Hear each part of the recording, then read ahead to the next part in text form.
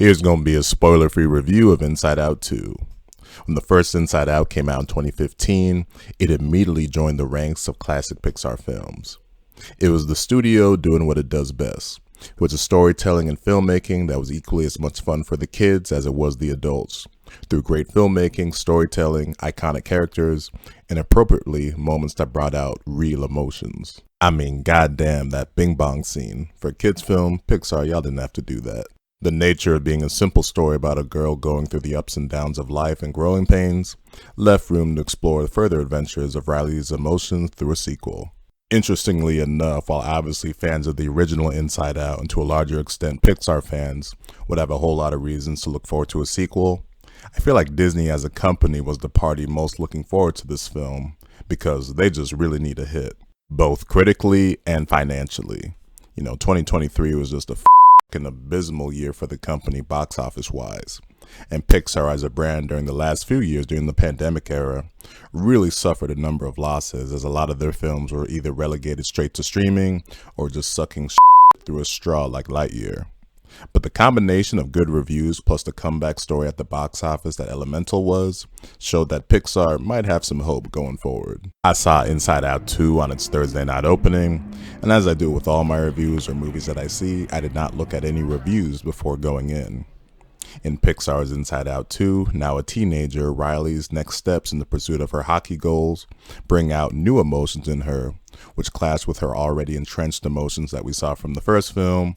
That's joy, sadness, fear, disgust, and anger, who we all obviously met in Inside Out 1. Needless to say that the arrival of these new emotions doesn't make things easy for Riley or her already current emotions. Now, from the start, the first Inside Out was really smart writing-wise in realizing a world inside someone's mind. The interplay and conflict between the emotions, and just the way it made a grand adventure out of a simple story about a girl missing her hometown, was classic Pixar stuff. Those same smarts apply to how things are realized in this film. There's just so much great imagination working here in terms of how these mind concepts are showcased, through things like how personality and one's sense of self are developed, or creative things like a visual display of how our mind keeps secrets, a brainstorm, or sarcasm. Hear the sarcasm, get it? Sarcasm. Boy, are we so lucky we ran into you guys! Boy, are we so lucky we ran into you guys! Wow. In terms of creativity, I thought this movie was just off the charts and always had me looking forward to what they would come up with next. Now, your main conflict here is a two-part dilemma. On the outside, Riley is trying to put her best foot forward and fitting in with the new girls' hockey team. And inside, puberty has resulted in new emotions, anxiety, envy, ennui, and embarrassment, coming in and giving Riley an extreme personality makeover by booting her old emotions out. So yeah, it's kind of like part one, where Joy gets booted out of headquarters along with sadness, accidentally in that case. Although in this film, it's not accidental, as those new emotions are the one to give her old emotions the Fresh Prince throwing out of the house treatment. The journey for the emotions from the first film to get back to headquarters is where the movie will no doubt be a whole lot of fun for kids. As I talked about before, there's a whole lot of great visualizations and creativity when it comes to the world inside Riley's mind. It's amazing that they were even to go even more all out and come up with more stuff than what was shown in the first film. Also nice is how largely it's all of the emotions together this time on this journey to get back, rather than it being relegated to the joy and sadness show that it was in part one. Naturally, it's much more of a team effort this time around, allowing us to see more of fear, anger, and everyone's favorite disgust, who were showcased in a more positive fashion this time around after they really fucked up Riley in Inside Out 1. Joy's character journey from the first film to its sequel did remind me of Woody from Toy Story. You have from your first film the leader of the group, who is definitely a narcissist, learns to be more of a team player while still deeply caring and for the kid they're connected to. But even she still has lessons to learn by the end of this film, this time about what's good for someone's personality. The stuff going on with the new emotions is where a lot of the smarts and next level writing kicks in. It's what was great about the first film, which is everything going on with Riley is nothing super out of the ordinary. Here in this film, it's her trying to fit in with a new crowd, and that's putting a strain on her friendships with her old friends, and obviously a lot of pressure begins to take its toll. But when you see how all of that is represented in her head and how these new emotions change who she is and clash with her old emotions, all of it is just a super winning concept. It also definitely feels more complex than the first film, which it should be because you're dealing with someone that's getting older and needing to make more complex choices. Somehow also it felt like we saw more of Riley this time around and more personality for her, which for this movie certainly wasn't a bad thing. I did have a bit of an issue with how these emotions at times were represented in her personality. In the first film, when the emotions took the control in Riley, you felt it in her personality. In the sequel, there were moments where anxiety and envy were driving Riley, and I was like, wait a minute, that was envy? You know, some moments were more extreme than others, but the writing was still on point. I did think the first scene after Riley hits puberty and we see what kind of emotions come out of her was a little bit extreme, but thankfully the rest of the movie isn't like that though. I did feel bad for anxiety though, mainly for how she looks. She probably looks at disgust and even joy, thinking, what the hell? How the did I get stuck looking like a Muppet?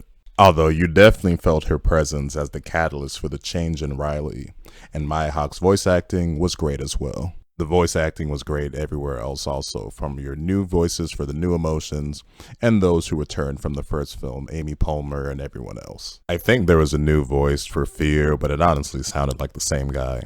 And Disgust, that's just the perfect match of voice and looks for that character. What do you mean, we? Probably my favorite part of the whole film was when it went into the concept of secrets. As far as I could see, there were no clips of this part in any of the trailers, and I certainly didn't see anything from it. But man, was this section of the film hilarious. If you've seen the film, you know that it incorporates different art styles and parodies real-world shows and video games. My auditorium was busting up laughing at this part, and again, it was such a nice surprise because I didn't see it featured in any of the trailers. But what makes Pixar Pixar are those moments where it goes above and beyond your typical low-effort kids film. As the story develops, the emotions put more and more pressure on Riley, specifically obviously the new emotions, and we see it manifest on her outside and even change her sense of self. There was a quote that plays repeatedly through her head in this section that had me thinking, holy shit. You know, it just felt really powerful in key moments. And it had me thinking, something tells me this wasn't exactly done by the writing team behind Despicable Me 4. It was the best kind of writing, one that's self-reflective and one that you can relate to and be like, wow, myself and of course others have gone through things like this, but seeing it manifested on the inside and out makes this movie a special journey. So 9 out of 10 emotions for Inside Out 2. As I mentioned, as I do with all the movies I see, I didn't look at any reviews, specifically the Rotten Tomatoes score. Although when the movie was done, it did get an applause from my pretty packed auditorium that I was in.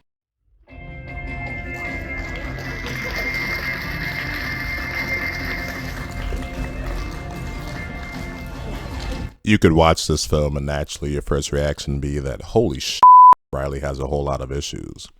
But what was shown in this film and now the sequel are just the natural phases that everyone goes through in life.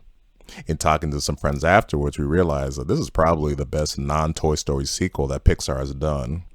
Not a high bar to clear in some respects, but to put it into perspective without spoiling my upcoming Pixar ranking video, I know, shameless plug there, the only sequel that I would have ahead of it is Toy Story 3. What's great about the concept behind these movies is that they can keep going as long as they want to, as long as of course the writing is up to snuff, because these two films have certainly set a high bar, but I would love to see the next chapter in Riley's life. Based on the audience turnout that I was in and the sort of word of mouth I've heard from people that have seen the film, if this movie can't be a hit for Disney and Pixar, then they really are f***ed.